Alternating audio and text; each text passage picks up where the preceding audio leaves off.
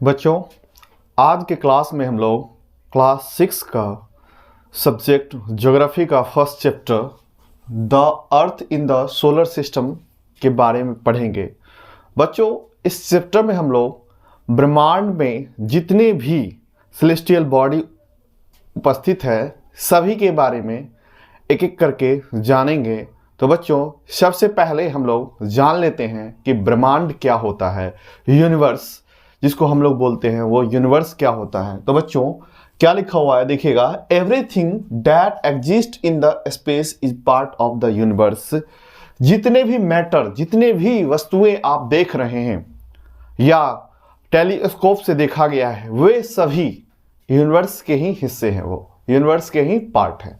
तो ये सिंपल सा डेफिनेशन के रूप में आप यहाँ पे देखें कि जितने भी मैटर या जितने भी वस्तुएं आपको दिखाई दे रहा है वो सब यूनिवर्स का ही हिस्सा है, यूनिवर्स का ही पार्ट है। बच्चों, यूनिवर्स एक बहुत ही ज़्यादा चर्चा में रहने वाले एक टॉपिक रहा है। सदियों से लोग इसके बारे में सोचते आ रहे हैं कि ब्रह्मांड का निर्माण कैसे हुआ। कई सारे माइथोलॉजी में अपने अपने धर्म के अनुसार से, रिलीजियस थॉट्स के अनुसार से लोग अपना अपना व्याख्या देते रहे हैं। बट साइंस क्या कहता है बच्चों, इसके बारे में बहुत सारे थ्योरी आते गए धीरे धीरे और फिर सत्यापित होते गए, फिर थ्योरी नेगलेक्ट होते गए। बट साइंस में जो थ्योरी को एक्सेप्ट किया जाता है वो थ्योरी बच्चों कई सारे आधार पे होते हैं और कई सारे प्रमाण देते हैं। और जो थ्योरी प्रेडिक्शन बता सके, आप भविष्य में होने वाले कुछ घटनाओं का प्रेडिक्शन कर सके, वो थ्योरी ही मान्य होता है। तो बच्चों, अगर हम बात करें यूनिवर्स के निर्माण का थ्योरी, तो हमारे सिलेबस में जो थ्योरी है उसका नाम है बिग बैंग थ्योरी, जो दुनिया में सबसे चर्चित थ्योरी के रूप में जाना जाता है। और आगे आने वाले समय में और एट द प्रेजेंट डे जो थ्योरी है वो उसमें कुछ बदलाव हो चुका है जिसका नाम है कॉस्मिक इन्फ्लेशन। और हमारे सिलेबस में अब बिग बैंग थ्योरी के बारे में बताया गया है, तो हम बिग बैंग थ्योरी के आधार पे ही देखेंगे, हालांकि कॉस्मिक इन्फ्लेशन का भी बात करेंगे। तो बच्चों, बिग बैंग थ्योरी के अनुसार से हमारा यूनिवर्स का निर्माण अगर हम बात करें कब हुआ था, तो हमारा यूनिवर्स का निर्माण 13.8 बिलियन ईयर्स एगो। मीन्स क्या हुआ कि 13.8 बिलियन ईयर्स पहले हमारा यूनिवर्स का निर्माण हुआ। ये सर्वमानित डेटा है। ये अधिकांशतः जगह पे, हालांकि नासा के वेबसाइट के द्वारा भी इस थ्योरी का और इस जो डेट है 13.8 बिलियन ईयर्स, वहाँ पे भी यही लिखा हुआ है। हालांकि कई सारे बुक जो है 14, 15, 20 ऐसे बिलियंस ईयर्स एगो लिखते हैं। अब बच्चों, 13.8 बिलियन ईयर्स पहले हुआ क्या था?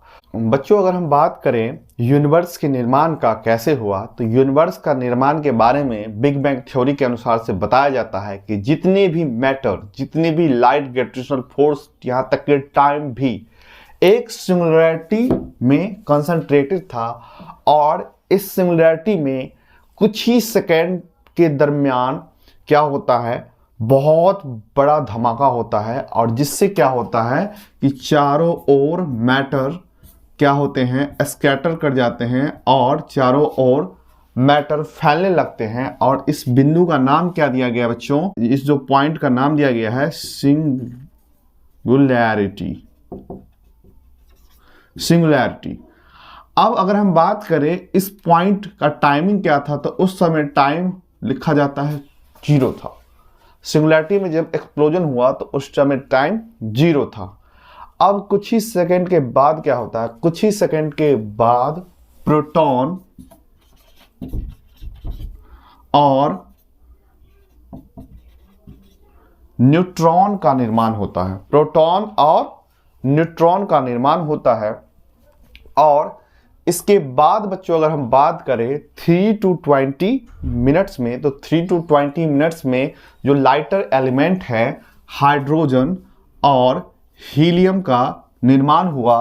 और इसके बाद अगर बच्चों हम बात करें, जैसे जैसे समय बीतता गया तो हमारा यूनिवर्स एक्सपैंड करते गया और ठंडा होते गया। और 3,80,000 ईयर्स बाद बच्चों क्या होता है, जितने भी लाइटर एलिमेंट के प्रोटॉन और न्यूट्रॉन थे, वो सारे प्रोटॉन और न्यूट्रॉन के साथ इलेक्ट्रॉन जो थे, इलेक्ट्रॉन जुड़ने लगे और इसके साथ इलेक्ट्रॉन भी आके जुड़ गए और ये एक एटम का निर्माण कर लिए, ये एक एटम का निर्माण कर लिए। और इसके बाद बच्चों अगर हम बात करें टाइम में, जैसे जैसे हम आगे बढ़ते गए तो फिर क्या हुआ, 200 मिलियन ईयर्स बाद पहला स्टार का निर्माण हुआ। और इसके बाद अगर बच्चों हम बात करें तो क्या हुआ, तो हमारा यूनिवर्स जो था, हमारा यूनिवर्स एक्सपैंड करते गया और धीरे धीरे कूल होते गया और फिर 400 मिलियंस ईयर्स बाद क्या हुआ बच्चों, हमारा गैलेक्सी, जितने भी गैलेक्सी अब प्रेजेंट हैं, गैलेक्सी और बहुत सारे स्टार का निर्माण हुआ और सोलर सिस्टम बने गैलेक्सी में। बच्चों अगर हम बात करें एट अ प्रेजेंट डे जो अभी यूनिवर्स देख रहे हैं, उस यूनिवर्स का निर्माण सिंगुलैरिटी के 13.8 बिलियन ईयर्स के बाद हम लोग देख रहे हैं। तो हमारा सिंगुलैरिटी के टाइम में अगर हम बात करें कि उस समय टाइमिंग क्या था, तो 0 था, हमारा टाइम ही 0 था, उससे पहले कुछ नहीं था। ऐसा कई बार क्वेश्चन किया जाता है कि सिंगुलैरिटी से पहले क्या था, तो इसके मामले में जो हमारे साइंटिस्ट हैं वो जवाब देते हैं, हमारे वैज्ञानिक क्या जवाब देते हैं, उससे पहले कुछ भी नहीं था, सिंगुलैरिटी से पहले कुछ भी नहीं था। अगर हम बात करें बच्चों कि बिग बैंग थ्योरी के अलग, तो बिग बैंग थ्योरी में कुछ जो जोड़ा गया है उसका नाम है कॉस्मिक इन्फ्लेशन। कॉस्मिक इन्फ्लेशन को जोड़ा गया है जिसमें बताया गया कि सिंगुलैरिटी जो था, उस सिंगुलैरिटी में इन्फ्लेशन स्टार्ट हुआ और वो इन्फ्लेशन लाइट के स्पीड से भी तेज गति से हुआ और बाकी इस समय इसके बाद का जो प्रोसेस है, जैसे बिग बैंग में हुआ वैसा ही प्रोसेस के बाद का होता है। लेकिन शुरुआती समय में वो कॉस्मिक इन्फ्लेशन का ऐसा एक थ्योरी लाया गया। बच्चों अगर हम बात करें इस थ्योरी का लाने का, तो इस थ्योरी के लाने के पीछे का कारण था कि ये थ्योरी क्या प्रमाणित करता है, अभी के टाइम में जो यूनिवर्स में जितनी भी जगह है, सब जगह जो टेम्परेचर इक्वल है और फ्लैटनेस जो दिख रहा है, कर्व जो हल्का जो कर्व है, इस सारे को प्रमाणित करने के लिए कॉस्मिक इन्फ्लेशन थ्योरी लाना पड़ा। बच्चों अगर हम बात करें कि क्या हमारा यूनिवर्स जो अभी हमारे टेलीस्कोप, हबल टेलीस्कोप और जितने भी जेम्स वेब टेलीस्कोप के द्वारा जो देखा गया है, क्या उतना ही बड़ा है, तो मैं बच्चों बता दूं आपको कि जो हमारा ऑब्जर्वेबल यूनिवर्स है, ऑब्जर्वेबल यूनिवर्स है, इंटायर यूनिवर्स नहीं है। ऑब्जर्वेबल यूनिवर्स जो है हमारा, वो हमारा इंटायर यूनिवर्स नहीं है और हमारा ऑब्जर्वेबल यूनिवर्स का साइज अगर हम बात करें तो वो है 93 बिलियंस। ऑब्जर्वेबल यूनिवर्स का जो अगर हम बात करें डायमीटर का, डायमीटर, तो डायमीटर हमारा क्या हो गया, 93 billions light years, 93 billion light years में फैला हुआ हमारा यूनिवर्स, अभी तक के जो हमारे इंस्ट्रूमेंट हैं उसके द्वारा जो देखा गया है।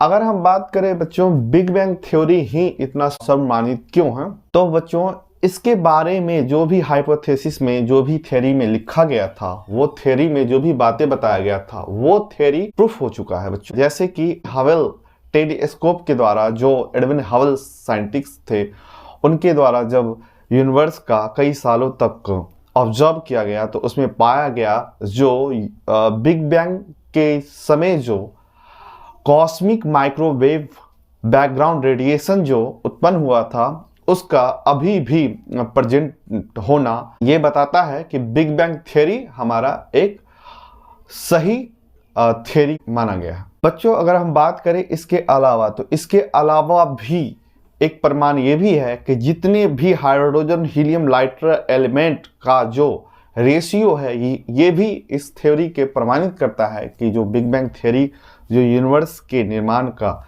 बारे में बताया गया, वो थ्योरी हमारा सही है। यूनिवर्स के निर्माण का जो बिग बैंग थ्योरी है, ये थ्योरी देने वाले वैज्ञानिक जो थे, ये थ्योरी देने वाले वैज्ञानिक जॉर्ज गैमो और ले मेत्रे, जॉर्ज गैमो और ले मेत्रे के द्वारा दिया गया था। तो बच्चों आज के क्लास में आपको यूनिवर्स के बारे में जो भी कंसेप्ट हमारे बुक में है, वो सारे बातें आपको समझ में आ गया होगा। और बच्चों ये जो लेवल है वो क्लास 6 के लेवल में ही बातें किया गया है, क्योंकि बच्चों आपको बहुत सारे जो कंसेप्ट है अभी समझ में नहीं आएगा। आप जब 9th 10th और 11th 12th आगे पढ़िएगा तब जाके समझ में, जैसे कि आपको प्रोटॉन न्यूट्रॉन इलेक्ट्रॉन ये सब सारी चीज़ें समझ में नहीं आएगा। हाइड्रोजन हीलियम ये सब क्या है, ये सब के बारे में आपको ABCD भी पता नहीं है। तो फर्स्टली आपको 8th या 9th क्लास से आपको पता चलेगा।